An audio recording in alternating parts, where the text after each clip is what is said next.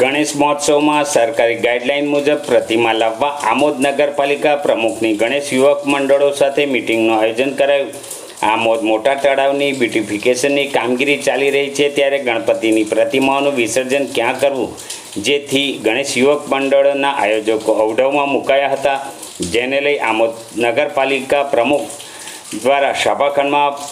ભાજપના આગેવાનો સદસ્યો સાથે ગણેશ યુવક મંડળના આયોજકોની બેઠક યોજવામાં આવી હતી, જેમાં આમોદ પાલિકાના પ્રમુખના જણાવ્યા મુજબ માટીની મૂર્તિઓનું મોટા તળાવ ખાતે વિસર્જન કરવામાં આવશે, તેમજ તળાવનું હાલ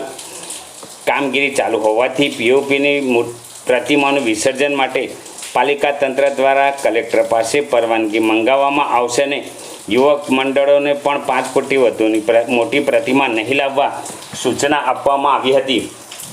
ગણેશ મહોત્સવના શોભાયાત્રા રૂટ પર ખાડાઓનું પુરાણ કરવું, લાઇટિંગની વ્યવસ્થા, મોટા તળાવ ખાતે તરાપા તેમજ તરવૈયાની વ્યવસ્થા કરવી, ગણેશ વિસર્જન માટે તરાપા તેમજ સાફ સફાઈ કરવી સહિતની ચર્ચાઓ કરવામાં આવી હતી। આ બેઠકમાં નગરપાલિકા પ્રમુખ, પાલિકાના સદસ્યો, આમોદ શહેર ભાજપમાં પ્રમુખ, મહામંત્રી સહિત યુવક મંડળના આયોજકો હાજર રહ્યા હતા। આમોદ નગરપાલિકા સભાખંડમાં આમોદ નગરના ગણેશ યુવક મંડળોના વિવિધ હોદ્દેદારો હાજર રહ્યા અને ગણેશ વિસર્જન માટે શું વ્યવસ્થા કરી શકાય એના આયોજન અંગે ચર્ચા વિચારણા કરવામાં આવી। આ વિસર્જન બાબતની ચર્ચા વિચારણામાં પોલીસ સ્ટેશનમાંથી મહેન્દ્રભાઈ પણ હાજર રહ્યા। સાથે સાથે જે કોઈ વ્યક્તિ હાજર રહ્યા દરેકે પોતપોતાના વિસ્તારને અનુલક્ષીને અને ગણેશ વિસર્જનના રૂટને અનુલક્ષીને જે કંઈ ચર્ચાઓ કરી એનો આયોજનની નોંધ તૈયાર કરવામાં આવી અને ખાસ રિક્વેસ્ટ એવી કરવામાં આવી કે આમોદમાં તળાવ બ્યુટિફિકેશનનું કામ ચાલુ છે, તો ગણેશ વિસર્જન કેવી રીતે કરવું એ અંગે ચર્ચા કરવામાં આવી અને તરવૈયાઓની વ્યવસ્થા તથા તરાપાની વ્યવસ્થા અંગે ચર્ચા કરવામાં આવી। ખાસ કરીને જે મૂર્તિ લાવવાની હોય છે ગણેશજીની, તે માટીની મૂર્તિ લાવે એવો આગ્રહ રાખવામાં આવ્યો અને દરેક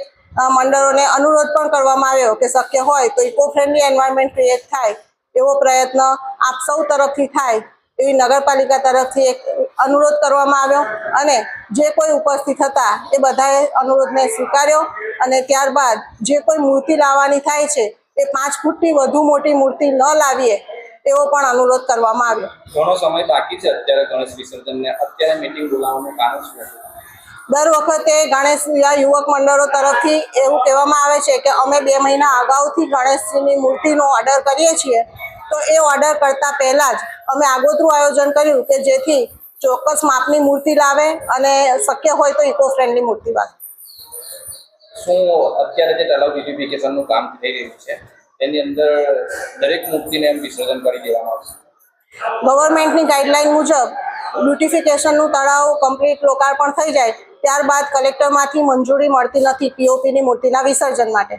તેવા સંજોગોમાં હજી આપણે તળાવનું લોકાર્પણ તો થયેલ નથી, પણ છતાંય એક ઇકો ફ્રેન્ડલી એન્વાયરમેન્ટ ક્રિએટ થાય એટલા માટે એવો આગ્રહ રાખીએ છીએ કે સૌ